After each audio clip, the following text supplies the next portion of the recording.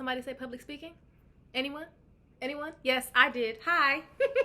I'm Ramona J. Smith, world champion of public speaking, and I am here to make public speaking simple.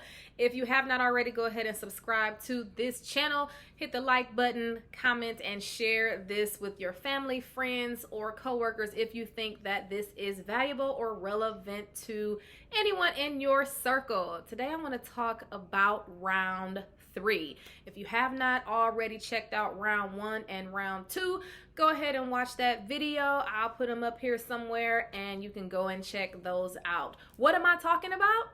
I'm talking about my world championship speech called Still Standing. And in Still Standing, it was a boxing theme. And I talked about how you need to stay in the ring even when life throws you devastating blows, right? So my 3 rounds, like boxing has, I don't know, 10, 7, I don't know how many rounds boxing has, but I had 3 rounds in my speech, and round 1 was college, round 2 was marriage, round 3 was speaking, public speaking. So many people can identify with the challenge of public speaking.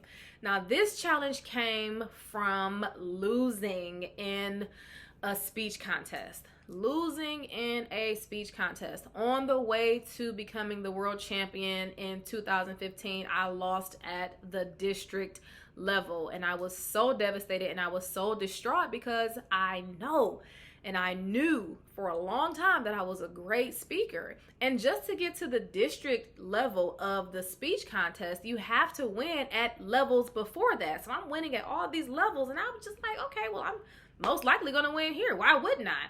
I had to win at the club level. I had to win at the area level. I had to win at the division level. And then I was going to win at the district level. Like, why wouldn't I? I'm a great speaker. I have a great speech. I've been winning so far. It only makes sense for me to continue on the win gravy train. That did not happen, unfortunately. I see you looking at the earrings. This is the content of Africa. I have not been to many countries in Africa. I've only been to 1, Ghana and West Africa. So shout out to all my Ghanaians, shout out to all my Nigerians, and shout out to everybody on the beautiful continent of Africa. So, speaking, right? Have you ever been really good at something and you knew you were good at something and maybe you got a little arrogant or a little big-headed or your ego started to get in the way?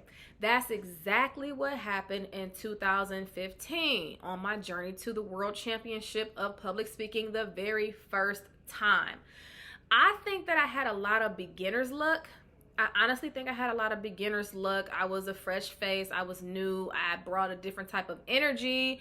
And I think I just had some beginner's luck at the beginning. So I kept winning. I had the speech Unbreakable, which is what Still Standing was built on. Unbreakable is the raw, kind of raw, uncut version of Still Standing. So Still Standing is like the new, fresh, polished version of Unbreakable. So I was doing that speech, and that is a part of the reason why I did not move on to the semifinals in the district level, because of that speech, right?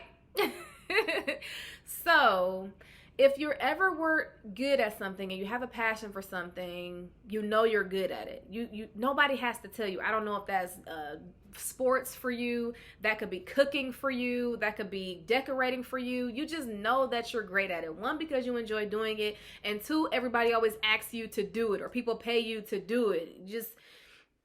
You just know when you're great at something. Speaking has always been that for me. Speaking has always been that for me, which is the reason why I wanted to compete, because I wanted to sharpen my skills. If I want to be the best speaker in the world, I can't just be in my living room practicing speeches and delivering speeches by myself. I have to go up against the best in order to, 1, gauge myself and my skill level. Am I really the best? Am I really the best speaker in the world? I won't know that unless I compete against other speakers. Also, picking up their skills and seeing what they're doing and using some of their methods and seeing what strategies they're using. So that's another reason why I wanted to compete, to learn, to win, of course. And this is 2015. I wanted to learn new things. I wanted to win. And I wanted to kind of sharpen the saw, as they say. I think in 7 Habits of Highly Effective People. I quote that a lot. maybe we should try to reach out to them. But yes, so I wanted to sharpen the saw. Why was I so devastated when I lost in 2015? I was so devastated when I lost in 2015 because I was one of those people who put all of my eggs in one basket. And people tell us, do not ever put all of your eggs in one basket. Or what is it? Count your eggs before they hatch, or throw all your irons in the fire. However you want to describe it. I put all of my time and my energy and my thoughts into winning. It was all about the win for me. I didn't care about anything else too much aside from the win. I was so focused on winning that I would walk around the house telling myself that I was the 2015 world champion. I am. I was speaking affirmations and things like that. And eventually they came to fruition 3 years later. But it was more so out of arrogance. It was like, I'm a great speaker. I'm going to beat everybody else. Everybody else is going to have to go home. They might as well not even compete because I'm here. I was operating so much out of the ego. I didn't even care too much about the audience. And you can see that in my speech content. I didn't have anything for the audience. It was really a session of me talking about what I was going through and my experiences and how everything was happening to me. It was a speech that was almost a therapeutic speech. I got on that stage. I talked about all these horrible things that were happening to me in my life. I think at that point I was going through a divorce, and I talked about dropping out of college and how my life was so sad. And I didn't have anything for the audience except sadness and sorrow. And so I think I filled them more with pity than anything. I didn't inspire. I didn't motivate. I didn't empower. I said one line at the end of the speech that said something like, I am, you are, we are unbreakable. And that was pretty much it. I didn't have anything related to how the audience felt. We call it you questions. When you get on the stage and you say, well, how would you feel about that? How did that make you feel? Can you think of a time when this happened to you? I did not do that. It was all about me, because I was operating out of the ego. So I put all my eggs in one basket. That means losing wasn't even in my mind. I didn't even entertain the idea that what happens if you lose, because I wasn't going to lose. You couldn't tell me that I wasn't going to lose. I was the 2015 world champion of public speaking, and clearly it didn't happen. I'm not Muhammad Katani. So I had hyped myself up so much in a negative way that I just forgot my why. I forgot my why, like the big why. I forgot what it was really all about. And I was experiencing some hard times. So I really felt like I needed that win. Like I needed that to feel better about myself. I needed that win. I need to feel like I'm somebody, because right now I just don't feel good about myself. And having this win is going to reboost my self-esteem and give me a sense of belonging and a sense of goodness, greatness, a sense of fulfillment that this title is just going to make me feel like I'm important. And that's just being really brutally honest. And I feel like that's why it didn't happen, because there was so much more that I needed to learn that actually helped me when I did win the championship in 2018. Because if I would have won in 2015, it just would have been horrible. I wouldn't have been able to travel. One, I would not have been able to travel extensively like I did in 2018. I probably would have just been so focused on the media coverage, and I would have been so focused on the cameras, and I'd have been so focused on the publicity that I wouldn't have even really been able to give any value like I could in 2018. So 2015, it would not have been a good year for me to win anyway. And I'm actually glad that I didn't win, because I took those next 3 years to really learn and do some research and talk to some people and just step my game up and get some new skills and some new bullets in the chamber, which helped tremendously, obviously. So in 2015, I just wanted to win. I just wanted the trophy.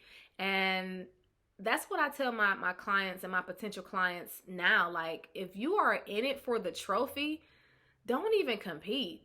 Don't even compete. If that's all you want, and you are dealing with 30,000 other people who probably want it as bad, if not more, than you, I can't coach you. I can't coach you because you're not in it to really learn, grow, and have fun. You're in it to only win it. But then once you win it, what does it all mean? What is it for? Who are you going to help? Who are you going to inspire? Who are you going to coach? Right? So I don't even work with clients who only want to win. Oh, I just want to win, Ramona. How can I win? How can I win? Like, I don't know. I can teach you every strategy I know. I can teach you every formula I know. I can teach you all the secrets of the previous world champions. And then what if you don't win? Then what? When I didn't win in 2015, I stepped away from the organization because I was mad at it. I was mad at Toastmasters in 2015 when I did not win. And I feel like a lot of Toastmasters who compete can relate to this. You get upset like, why would I not win? I put so much time and energy into this speech. Everybody said it was good. So many people, the feedback they gave me was always awesome. I hired a coach and paid this coach hundreds and thousands and perhaps thousands of dollars to help me develop this amazing speech, and I didn't win. Why? Fine, I'm leaving. So I stepped away for a couple of months. And then I ended up trying to compete again in 2016, but I really shouldn't have. I was just doing it to do it. And at that point, I didn't even practice that speech. I didn't even put any time and energy or effort into that speech in 2016. And that's why I didn't make it out the club level. It was horrible. I remember reading it off of my notebook, and it was terrible. And the lady who won, she deserved it. I think her name was Margie Greco. I think she deserved it. And the same thing for 2015, a lady named Kitty Brandall, she won. She deserved it. These women were outstanding speakers with a lot of experience, and they connected warmly to the audience. And that's really what I lacked in 2015. I did not connect to the audience because I was talking about myself the whole time. But I'm glad that I didn't win in 2015. I wanted it, and in the moment I couldn't see because I was so just down, and I just didn't understand why I couldn't win. I just knew my speech was the best. I looked good. I felt good. My family was there. Imagine, like, and I actually got third place, right? I ended up getting third place, which is not bad. I'm third in the whole district out of hundreds of people. I'm third place. That's not bad. That's an accomplishment, but I didn't want that. I didn't care. When they called my name for third place, I was like, no way, I cannot believe I didn't get first place. I put on this fake smile. I'm taking fake pictures and fake smiles, like fake congratulations, because that was supposed to be my year. I was so upset and heartbroken, but my family was very understanding and supportive, and I learned a whole lot. So that is why I put round 3 in my speech still standing, because a lot of people can identify with, 1, losing at a speech contest, and 2, just doing something that you know you're good at, but it doesn't quite pan out for you. Or just speaking in general. Some people love it, some people hate it. It's really like a love-hate situation. Either you enjoy public speaking or you don't. I mean, even if some people don't enjoy it, they still have to do it, but it's just a love-hate thing. But it's something that everybody could identify with and connect with. So when you're writing your next speech or your next presentation, if it doesn't have to be laser focused on some type of content, make sure you do something, you speak about a topic that a lot of people who are going to be in the room can connect with, can relate to. Make sure it's not going over their heads. Make sure it's not something that is only relevant to you. Make sure it's something universal that everybody in your audience has some type of connection with, like marriage, education, speaking.